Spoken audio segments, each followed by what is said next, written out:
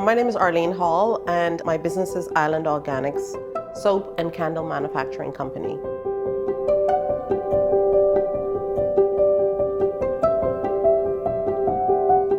We create handmade organic skincare, bath and body care, organic candles, and other body supplies. About 5 years ago, I experienced something with one of my daughters who had gotten psoriasis, and I thought of all the things we can do to help her. So I wanted to use bush medicine on her skin and thought of a way that I can incorporate it in something that she can use every day. And I discovered soap making, and that's how Island Organics started. Because of that grant from Invest TCI, I was able to do a lot of the things I wanted to do to expand the soap business. The rewarding part is actually hearing the stories from the customers who've used our products. I would say take the leap, get your business license, get all of your ducks in a row, and go and make the application, because they make it as simple and as easy, and they actually help to get you through the process of obtaining the grant. So it's been a dream and it's been very easy. So I would say go ahead and provide all the information that's necessary and apply for the grant.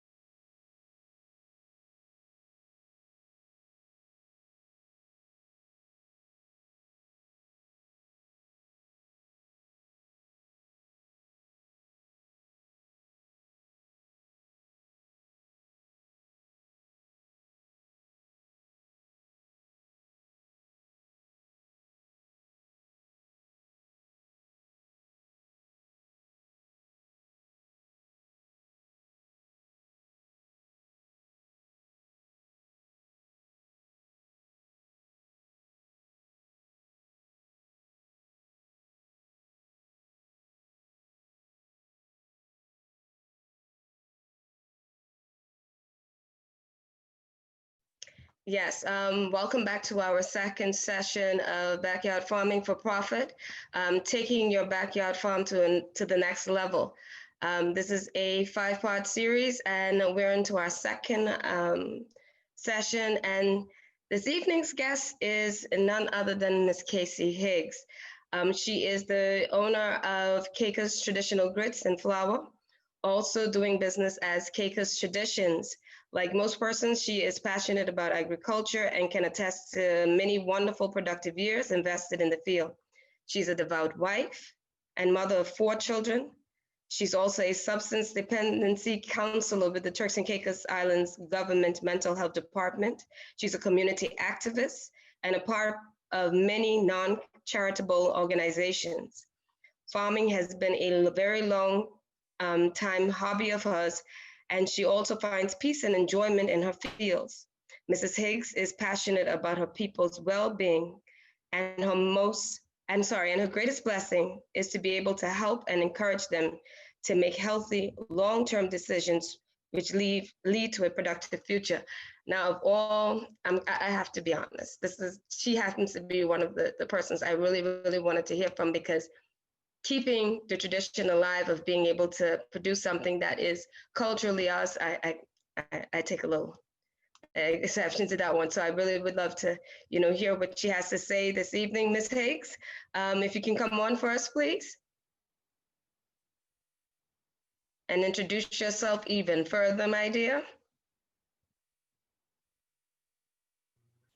Good night, everyone. And I hope that you're excited about farming as I am with this cool weather that we're receiving. Yes, I am from North Caicos, and I am excited about growing things and feeding ourselves and making certain that we grow what we eat, and we live a healthy and balanced life. I think most persons who are logged on know me well. Once you are on my Facebook page, you know that all I talk about every day is a healthy brain and a healthy body. So from that, I think we can just continue to go on.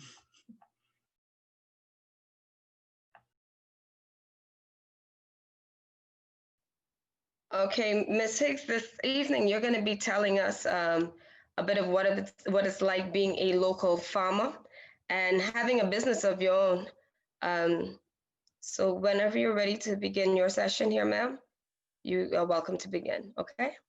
Ms. Angela Freitas for such lovely introduction, and good afternoon, Turks and Caicos Islands farmers. I hope you are enjoying the cool, conducive weather for farming, which we are so fortunate to have in the month of October. My name is Kacy Hicks, as aforementioned, and I am a backyard farmer that has turned my backyard gardening into a profitable business. It wasn't all hunky-dory at the beginning, and it took a lot of a lot of investigations, a lot of things that I had to just make certain that I had the endurance to continue. When I started in 2009, I started as a sustainability project for the Turks and Caicos Islands, hoping that more persons like myself who does farming for sustainable purposes would do it for a more profitable organization, saying that we live in the island of North Caicos where we don't have that much um, employment opportunities. We would have to use these things to help us to offset some of the cost of living in such paradise. So we had a group of persons like myself came together, mostly women in our community who had aforementioned kitchen gardens, and we decided that we were going to share seeds. We were going to share ideas like the traditional way of farming. Many persons rely on the traditional way of farming, kid you not, up to today. We have persons like Ms. Maud Hanfield, Ms. Violet Penn, Ms. Sarah Williams, Ms. Irene Higgs, who I stand strong on their shoulders, who would phone me and not ever forget the phases of the moon to plant so that our crops would yield. We went through a stage of bartering where we would barter seeds. I was more of a commercial intended farmer, and they were more of the sustainable growing farmers in their backyard gardens and their fields by extension. So what we did was that we made certain that we kept each other's company via seeds and conversations about moon phases and other do's and don'ts of farming. It started for me in 2016 when I decided that the crops that I was growing was too much for my personal consumption and just sharing around with the community. And we were paying persons to help us to work our fields. So we had to find ways of making this a profitable business. My intentions were to make certain that the staple crops of North and Middle Caicos was carried on for generations. So I got hybrid seeds from farmers, from generational farmers, and I began planting okras, potatoes, cassavas, beans, and other peas, and corn. The reason for me sticking with the staple crops of North and Middle Caicos is that I realized over the years that they were more easier to grow. Not that I wanted the easy way out, but they were more easier to produce, to reproduce, and the less likelihood of worms eating. So I don't have to do the pesticides and all like that. So I feed the worms because I'm organic. So I just grow enough for the birds, the bees, and the worms and everything. And at the end of the day, we do a crop rotation where we don't have just corn growing in our fields. We have a mixture of corn, potatoes, cassavas, okras, pumpkins, all the staple crops that we were accustomed to. So I was off the venture to make certain that some of these things reach the wider Turks and Caicos Islands. In doing that, I begin to seek opportunities, like financial opportunities available to persons like myself. And that's when I stumbled across the information from Invest TCI that they were giving out grants to farmers.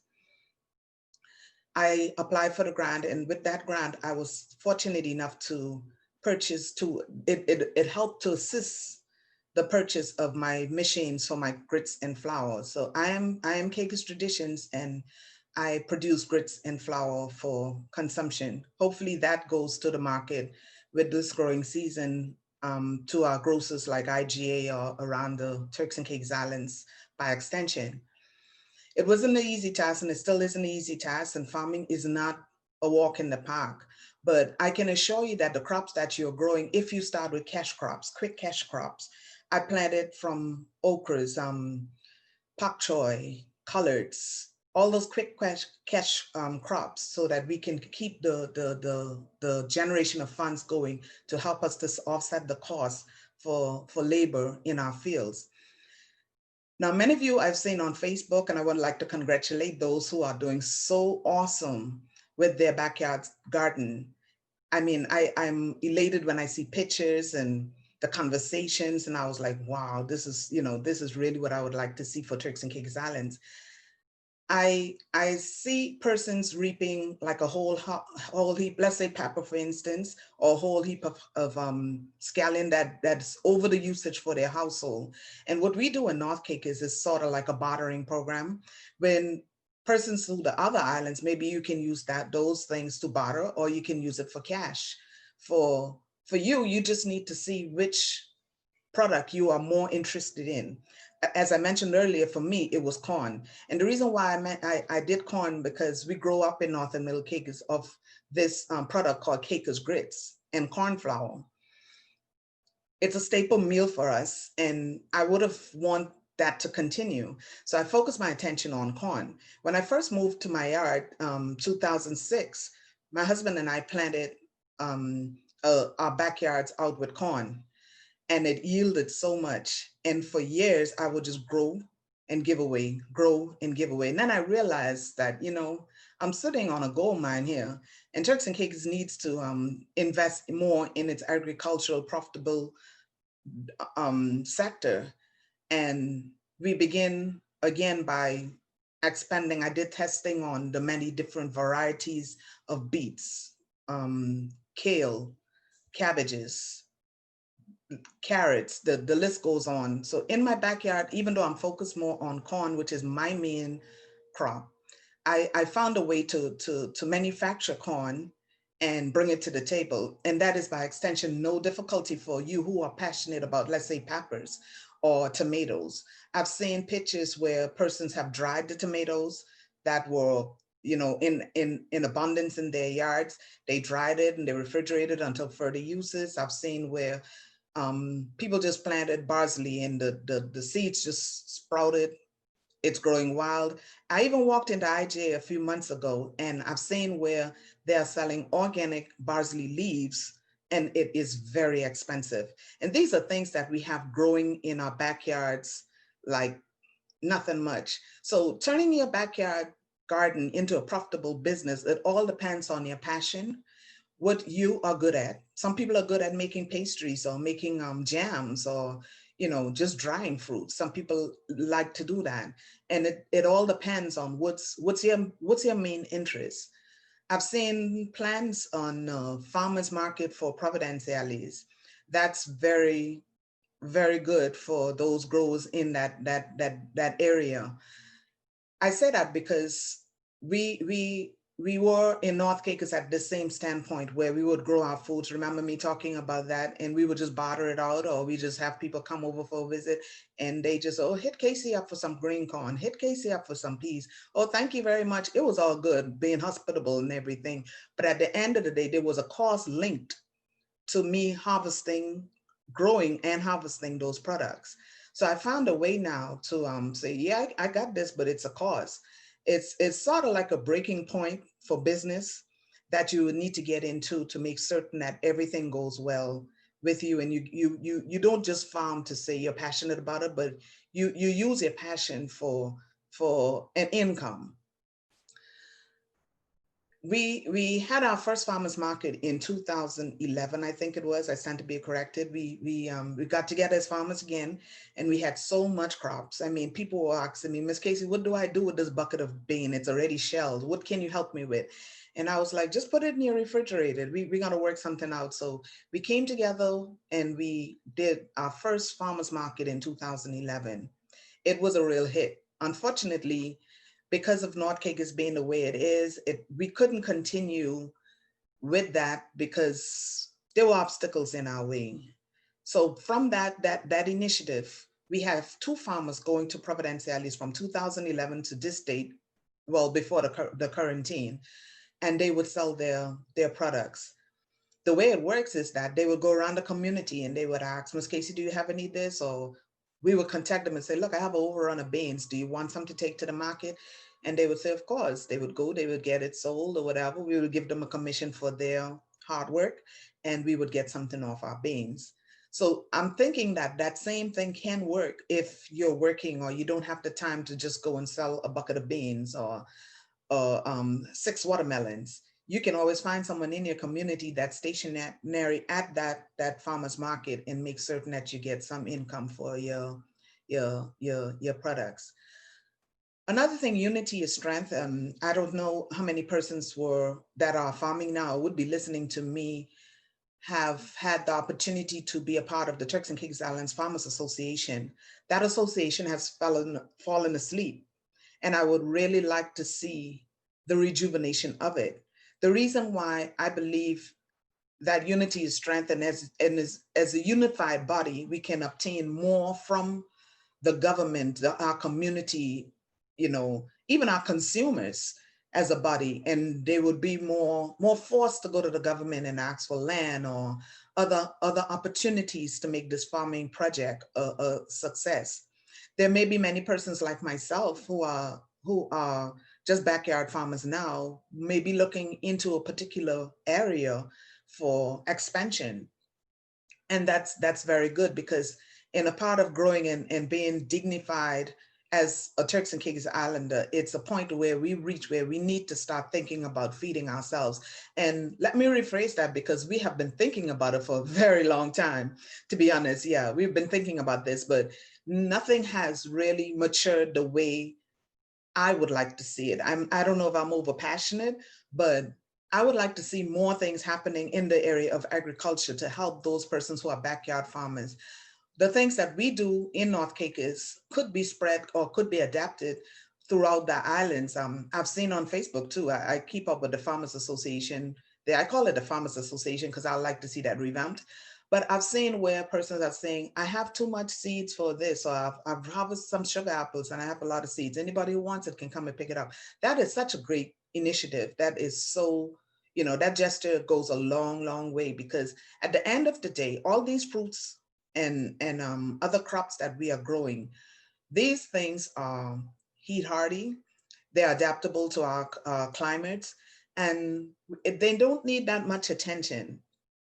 Which leads me to think that if we are serious about feeding ourselves, we can go along a longer way. I'm not the one to burn the bridges behind me, but at the same time, I would like to see us making more progress in the area of feeding ourselves. I've seen and read about agricultural markets that only grow scallions or only grow tomatoes. Identify a single crop and work hard at it. If you notice that okras grow well in your yard, plant more okras. That's what I did. I noticed that, I would reap a little bit of corn, a little bit of bean, a little bit of this, a little bit of that. But corn was like buckets and buckets and buckets. I was like, what can I do with this? We had the old-fashioned mill, which you did with the hands and whatever. And from 2009, I've studied how do I get a mill that's producing grits and flour at the consistency that we were accustomed to years ago, or at the level in which I need to do it at, that's cost effective for me, and that's conducive to the environment in which I am in North Milk Hicks, which six months of the year we go through a drought, and that's been proven for a couple of years now. And another 6 months we have sort of like a cool and wet climate. So I would need something that is cost effective. So I went into my research, and I remember, I would like to share this joke with you. I remember telling my cousin Conrad Hicks, he was in charge of Invest TCI, and I was lobbying for farmers to get something. Oh, you need to do something, you need to do something. So one day he came to my farm and I said, Conrad, I'd like to show you something. And I did just that. And he looked at my proposal. I had a book, a 180-page book with this grits and flour production and my labels, and I mean the whole 9 yards. And he looked at it for like hours, you know. He just read through it, and like he was just studying what I did. And he closed the book and he said, "Cuz you're 10 years in advance." I was so upset with Conrad that day. 2009, I was 10 years really in advance. The dream that I had had to take some maturity. I had to mature more in farming. I had to do more research. I had to be more stable. I had to be a lot of more things. And it was these baby steps that kept me going. So in 2019, when I finally got my machines and everything was set up, and I had the growing coming, and you know, people were more inclined to buy native stuff and organic, the healthy way, all these things. And I sat down and it was like I had a reincarnation with Conrad's conversation. And I somewhat heard him say, "Cuz you're ready to go now." And I was looking around the room like, is this crazy or not? You know, but it's funny how people with vision help to push you with dreams. And I'm grateful for that fact. I'm grateful to see that Invest TCI has come true for farmers, like persons like myself. And I know that if you are interested, or if you're serious about your productivity and going into any venture agricultural base, it's the time now to do it. It's the time now for us to stop wasting the products that we grow. A lot of things that we grow are wasted. And I learned that too from research. You know, we would chop down a tree that's no longer needed and we just throw it in a heap. That could be used for compost, or you know, we just have leaves of parsley, again, rosemary, all those things just growing and scenting up our yards. It's a lovely smell, yes, but we can look into drying these products. We can look into picking peppers, drying peppers. We can look into doing so many things with the stuff that we grow to have an income, especially now that we're looking into diversifying our economy and focusing less on our major economy, which is tourism, that has sprung a leak. And if we want to do that, agriculture at this point in time in our lives, I think personally is the best way to go. A country that feeds itself is a strong country.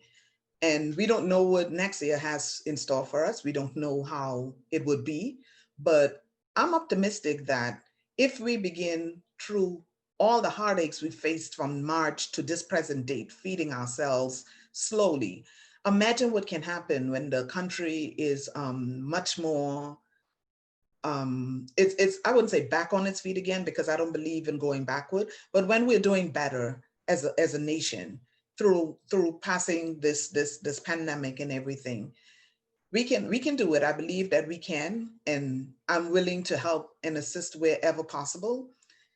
And I'm just hopeful that the persons that can help us to like market our products and keep them on the market, and understand that our growth spurts would be interrupted with the weather, the hurricane season, drought, all those things. Because even in Turks and Caicos with irrigation, I'm certain that every one of us as farmers can really relate to the maturity of our crops when the heavenly rains fall. They just have an extra spurt of growth. So with that being said, I just want to thank everyone for tuning in, and hopefully we continue to grow and make use of our backyard gardens, turn it into a profitable business. It would not be profitable overnight. Like I said, it took me 10 years. I was 10 years in advance when I started.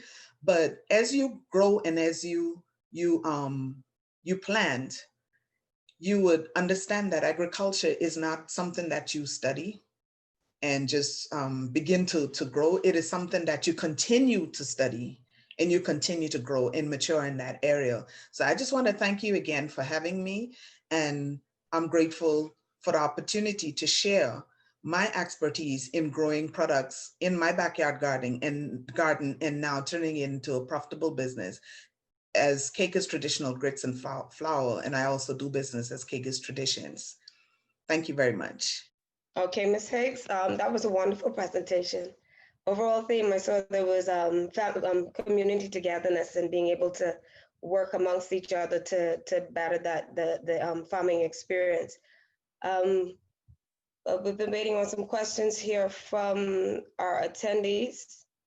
We don't see any at this point, but Ms. Hicks, is there anything further you would like to discuss in terms of your experience with TC Invest, and how was it for you? Oh yeah. With TC Invest, it was a difficult process for me because I live in North Caicos. That it wasn't like the procedure itself, because we had persons who you would call, they would give you their numbers and they were always available.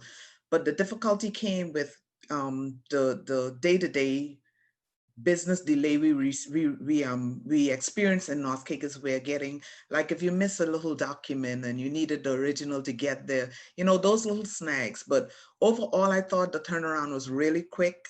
I don't know if it was because of my banking experience, my previous experience with banking, but the forms are pretty straightforward. Like I say, it's just like getting the proposal together. And I'm not speaking from my personal experience because, like I said, from 2009, I've been toying with this. So it was like it was just like when the time came, I just had to sit down and like really put it on paper. But I have been helping in my community persons who are doing craft to get this grant. And because of me having to explain it to them, I think it would be more profitable for all of us if we can have like a satellite um, office where we can have these persons spot in and out. I know COVID hindered a lot of things and that will go, but overall I mean, 2 thumbs up for TC Invest. They really brought my dream to reality.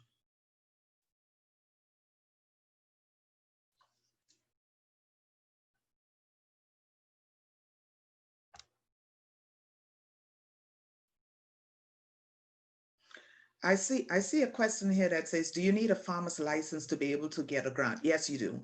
You do need to have a farmer's license, and you do need to have the license in the name of the product, if it's a product. But if you're just doing a farmer's grant, let's say you want to do like acres farming, you would have to have a license in acres farming and all the other documentations that go along with that. Thank you so much. Is that Caltricia, for your question. And someone had also asked if it's only for belongers. Yes, that was answered, but that was answered separately. But it is for the 2 belongers. Mhm. I heard you mentioning something in relation to somewhat of a co-op where you guys have gotten together and um, being able to sell your crops, all together. Is there, in terms of future expansion, what is the plan for that, or is there anything in play for that? Future expansion, we're hoping that the opportunity present itself where we can have persons, domestic tourists coming to North Caicos. That is my main goal, is to see domestic tourists coming to North Caicos and making certain that of our vendors of craft, agricultural based products are out there and they can really um, indulge in what we have to offer. Because when our farm ladies are pretty old now, they're getting old, and you have to realize we travel by boat here, so not much things we can move up and down as we would like. Whereas if you come to North Caicos and you want a box with a variety of stuff, it's easier for you to pack that box, pay for it, leave. Thank you very much. Than to lug these things to Providence LA. So when you look at it, it would bring more opportunities to North Caicos. The rental company benefits, the storekeepers benefit, and our farmers markets would benefit in different locations, so you have something to do when you come to North Caicos.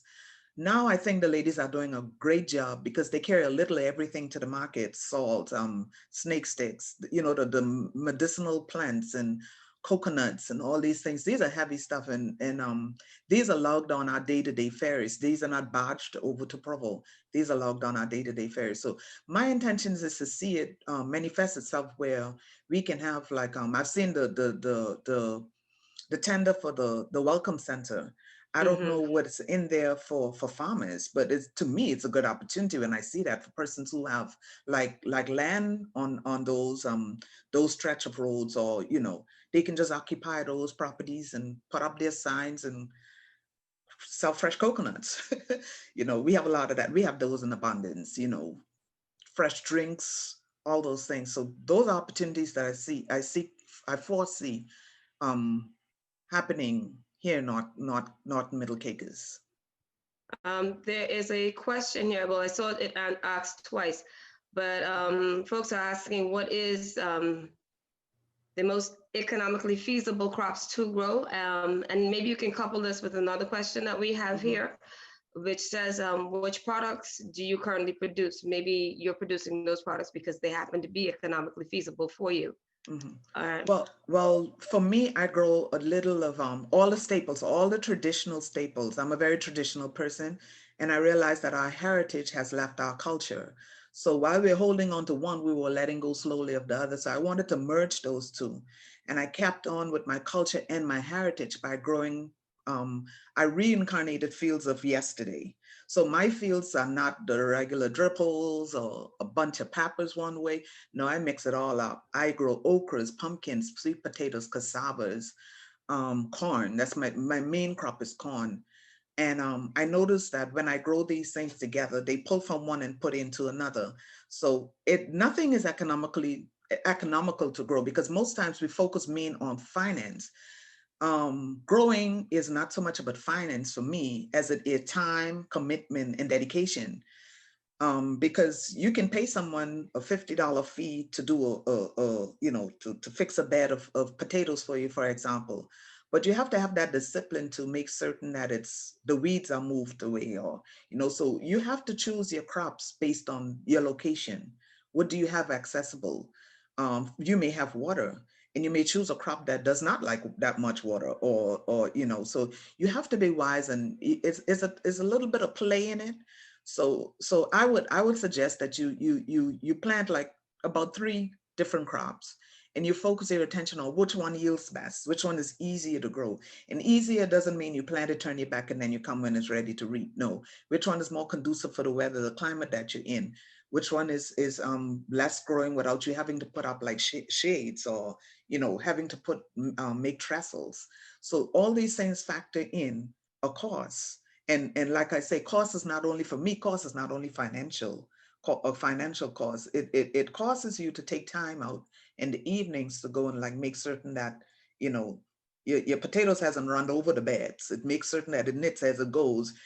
So you have to take into consideration all those things. Okay. The second part to that is, what's the most challenging part of preparing your produce for market, to getting your product to market? I would say the most challenging part is really searching up a market in these times, because I've had persons order products and you didn't make it to the boat in time, or with the pandemic and all that's going on, they cancel last minute. You're in North Caicos, there in Provo, or you ship your products to Provo and the payment doesn't reach because you try to do things on good faith. And one thing I've observed with farmers, they have a good heart. And I'm not saying this because I'm in a farming business, but you just don't want to see things in excess and somebody else needs it. And the story is, oh, I'm gonna pay you next week. Okay, next week. And you tend to like have to run them down. So those are some of the things that we can't bridge the gap from shipping stuff. So I would say one of my greatest challenge is not so much packing as yet, because I haven't had that much orders to I didn't oversell myself with orders. I do it on a soft basis because I do have a day-to-day job. I'm a mom, I'm a wife. So I have to balance my business with my family and my main job. So for me, it is basically persons who are not that honest. Yeah, honest enough to say, okay, she put it on the boat and I'm supposed to pay XYZ. I'm going to put this on the boat first. So that's mainly, and it's not me alone. I've had farmers that cry on my shoulder many times for hundreds of dollars they have lost. And $1 is too much for a farmer in North Caicos to lose, because it's not easy here. That's truly sad. And I hope persons, that sort of attitude, persons change that. We have a question here in terms of, someone wants to know, how do you feel about hydroponics? I'm open to the modern technical techniques of farming. I'm open to that. And hydroponics for me, I've seen it. I'm not too fond of it because, like I've said, when I started, I'm a very traditional person. I'm not a crazy traditional person. I know that eventually we're gonna move that way with farming. When we get the quotas and we get all those demands that we need, we would have to look into methods in which to reach those demands. But for right now, for me, hydroponics is a bit not way off, not 10 years off, but we can toy with it and just grow it. Just I've seen the hydroponics place that there were, I don't know if it's still in proper operation, but they grew peppers like crazy. It was amazing to see how it was. In North Caicos, we boast about being the green island, and I think that's because God has allowed our soil to till a lot of things. And until He takes that back, I intend to work the soil. I'm not saying that if my grit or when, let me just be positive here and say when my grits and flour takes off, that I wouldn't try a more commercial way of farming, which is, machineries and all those things. But for right now, I do everything by hand. And I do it by hand because the passion that goes into it, it really has something to do with the flavor in my books. So I love hydroponic farming. That is something that I read up on a lot. And whoever wants to go into that, they go for it. But for right now, I'm gonna stick with the soil. When you say that like that, when you stick into tradition, I Mhm, I think of those the rare products that you find, the more traditional products that you find that are rather costly because they stay mhm, within the realm of being traditional. mhm, So, it's those fine wines, it's those fine cheeses, those mhm, the various crops and products that are made by other countries that are on that level of delicacies. And so they come at a higher profit. So yes, we would like to see it on a bigger and mhm, a more how can you say, a more global level. But mhm, if keeping it traditional works for you, my dear, I urge you to yeah. continue to do so. Mhm. Thank you. No problem. I don't see any more questions here at this time. Um, but is there any advice? Oh, wait, hold on. I got now. So one question: how have your Mhm. products been received by local retailers? Um,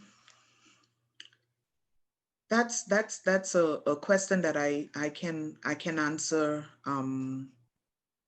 optimistically Mm-hmm.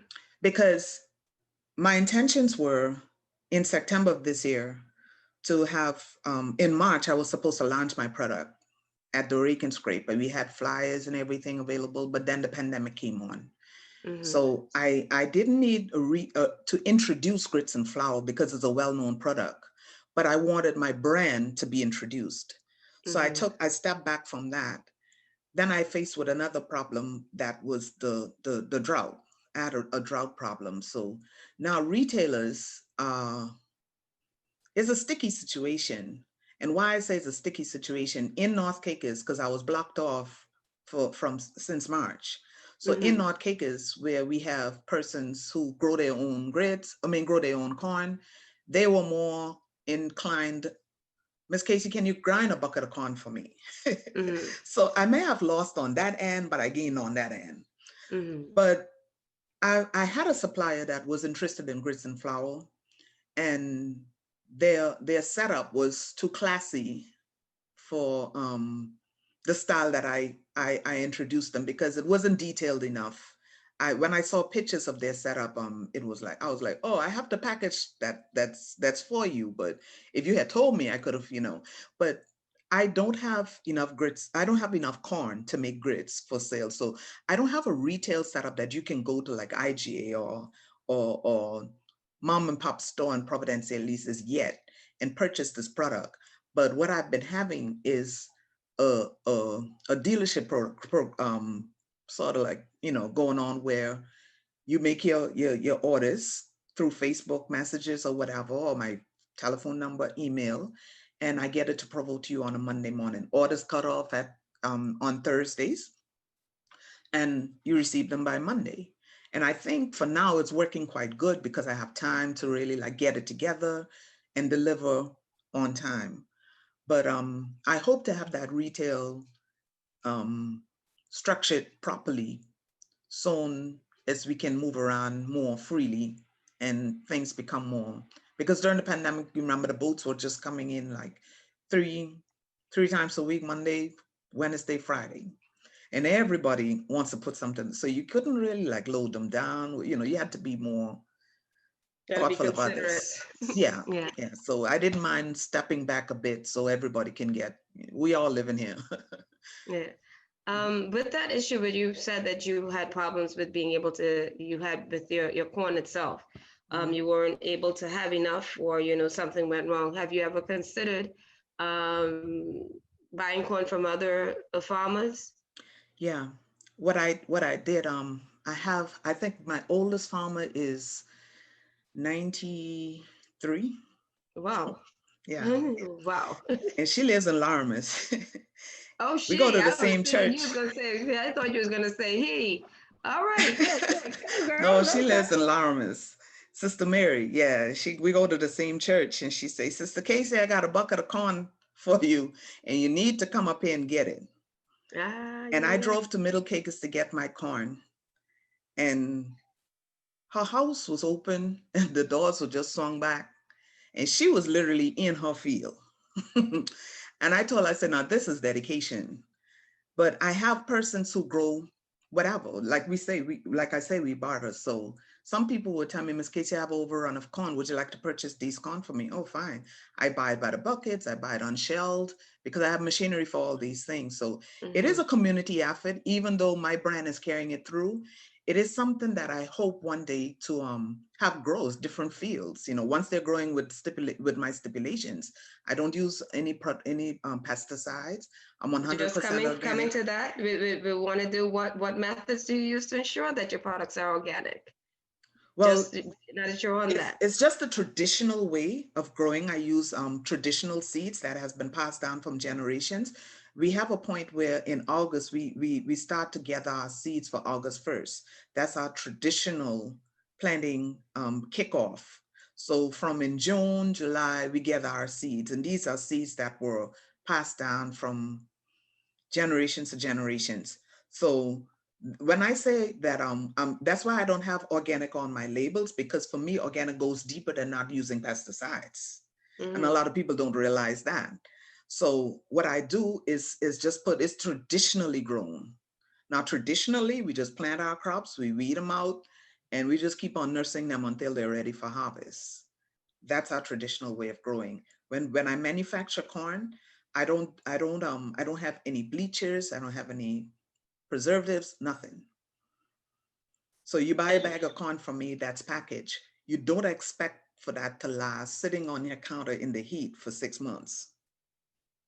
It would begin to have like attract rodents, or like the little bitty ants or Mm-hmm. whatever. It lasts quite some time if it's refrigerated. It could last very long refrigerated, but there's nothing in there but corn, milled, grits separated from the flour. Okay. Okay. That sounds. I mean, these are the kinds of things, you know, that we ought to be promoting. Hmm. Eat the healthier lifestyles, and also incorporating, like you said, our traditions into Hmm. all of this. I'm looking to see if there are any more questions, Hezron. Do we have anything from the Facebook feed? Is there anything else in there? All right, let me see. I think there's one. All right, that has already been answered. Answer.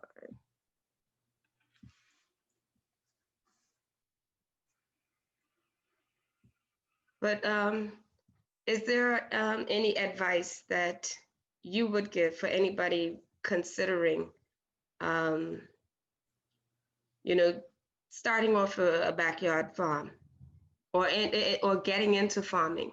Is there any advice that you could give anyone at this point in time? Because I'm certain, just looking from the group that we have established, the TCI Backyard Hmm. Farmers, there are a number of people who have that potential. So what would you tell somebody who is going through those passions that you have already experienced? What would be your advice to them? My advice would be not to waste money that like I did.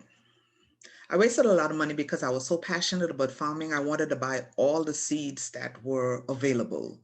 I wanted to buy the newest little pots and the fancy little biodegradable pans. And farming isn't. I don't want to take the excitement away from it. And I've seen persons who are complaining that, oh, things are so rough with me, but yet still they want to do this classy way of farming. I would say to those persons who have a sweet pepper in their refrigerator filled with seeds, you wouldn't get the identical product back. But that same little sweet pepper, if set in a little egg tray compartment, each seed go into it, you water it, you nurture it, you turn the soil in your designated spot for that, and you plant it there, and you'd be amazed to know the sweet peppers that you would get. Would they be the huge, gigantic sweet peppers? No. Can they be used in your kitchen? Yes. So that's where I had to come to reality. I had to come to reality that, hey, this is costing you more than it's bringing in. So how do you do this on a cost effective basis? So all the broccoli and the fancy kale and all those things, I just watch and I'd be like, should I tell them to, like, dress back a little bit? You can do it with little, those persons who want to do that fancy growing, it's okay. But for a person who's like down to their last dime and is doing it for really to make ends meet, you can start from the basics. I've seen persons grow things in the coconut. The coconut that we the dry coconut shell. Mm-hmm. They would put the soil in the dry coconut shell, and they would use that. And to me, that's like wow, because I'm traditional. I like stuff like that. So they say, Miss Casey, come and see this. So And I it's go and biodegradable, and it's eco-friendly. biodegradable. You see? So I enjoy stuff like that. And seeds are not that hard to come by because even the scallion that we get at the markets, if the roots are still on, you can replant those. Mm-hmm. Because half of the seeds that number one, seeds are now is so hard to get because everybody throughout the world now has linked on to growing their own back, something for themselves. Mm-hmm. So with seeds being so hard to get your hands on, we can use what we have. And I get seeds all the time, and I take them to government farm. I've been doing that for years. And the guys, they would say, Miss Casey, I don't want to waste your time, man. Why you get this type of seeds? This is not this and this. So I learned from them. Okay, so I need to read up. So what zone am I in? Oh, and if I'm purchasing seed in the US, I need to purchase seeds that are in zone 9 or 10 or higher. Now I can take the risk of purchasing something that's in zone 9 because it's sort of cool. It's not the right temperature, but it's sort of cool. But I'm some people say the yards are too rocky. Mm-mm. You just find a little bit of soil and put something in and watch it grow. You still have weeds in your yard. So if the weeds can grow, something else that's edible can grow. What I did with my garden was that, like the bananas, the local bananas, I move all of those pretty flower trees in my backyard, and I put fruit trees like pomegranates and all those other things, guavas and sugar apples and soursops. So I have those now that I have reversed, you know. So even if you want to grow sugar apples, you get the seeds from one sugar apple, you must have at least 10, and you can just go on, from there. So you could do it on a budget, $10, you know. It's just how you just have to limit yourself to what's conducive for you. Because buying a pack of seeds with 2,000 seeds in it, oh gosh, you're just a backyard farmer. It wouldn't work. I'm speaking from experience.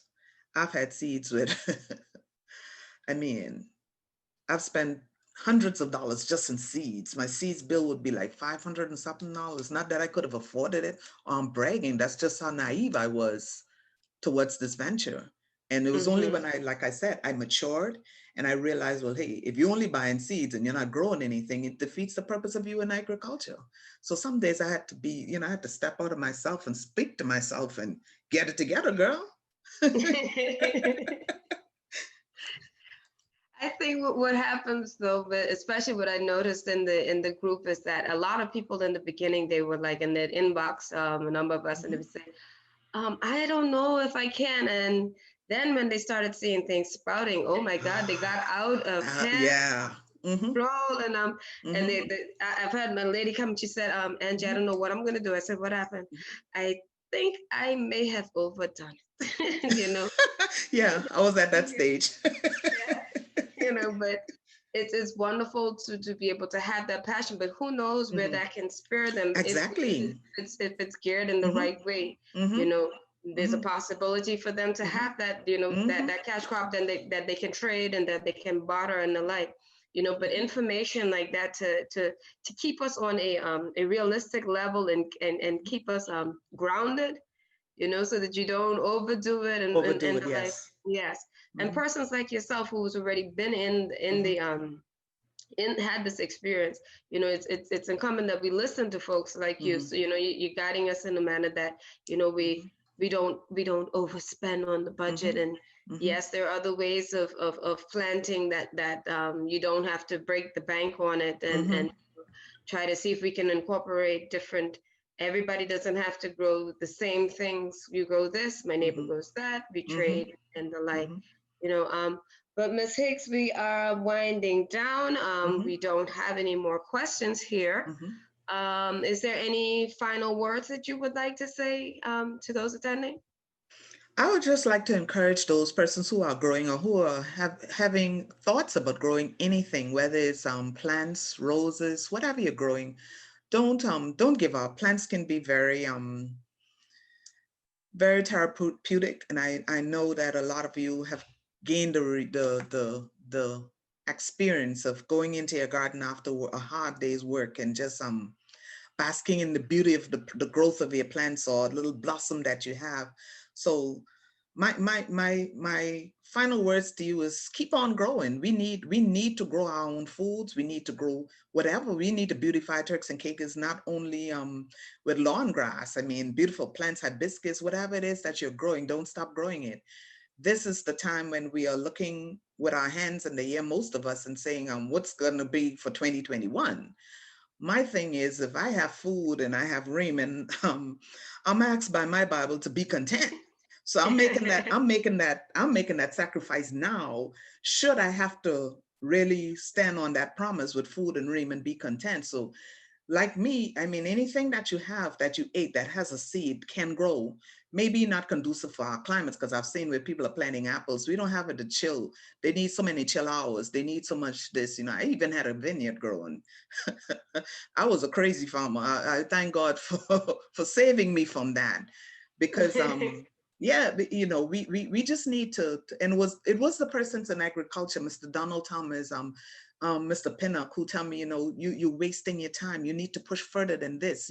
This is not the end of the day. Sanko would come to me and he would say, I'm not gonna joke with you, but you just need to catch yourself. And Alan, who would always say, okay, Miss Kacy, we're not gonna go this route today. Don't bring no more seeds down here because I'm not catching it. And it was those harsh moments that really pulled myself over and steered me in the right direction. So I'd be very selfish not to impart that knowledge to others. But at the same time, I would like to encourage everybody, whether it's husbandry farming you like looking to go into, go. We all need it. We really needed it. Imagine if we can have like 10 egg farmers. Do we really need to bring in eggs? I don't Nope. think so. Nope. So we can do this, but we need a collective body of persons to do so. I think you asked a question too about the or I may have misunderstood that. Was it that the Turks and Caicos Islands Farmers Association, or you just were talking about our local Farmers Association that goes to Provo? No, I'm just talking about in general, just Okay, um because we did have a Turks and Caicos Islands Farmers Association that's on drips. They on Lifeline.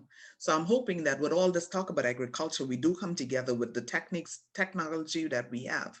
We can have Zoom meetings, or and as you can see, I can talk about agriculture all night.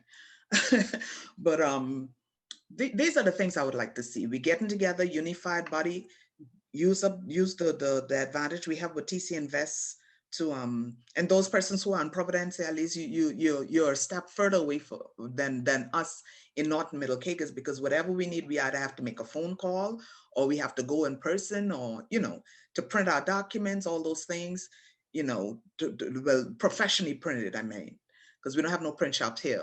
So take advantage of all these opportunities that government is making available to us, and make ourselves available to benefit from these, and utilize it well, so that at the end of the day, when our products expand and we go back, they wouldn't have like, there's a red flag to her name, or so we have to pave the way. Government has to do its part, we have to do our part, and together I believe we can make this country a beautiful place, and we can feed ourselves.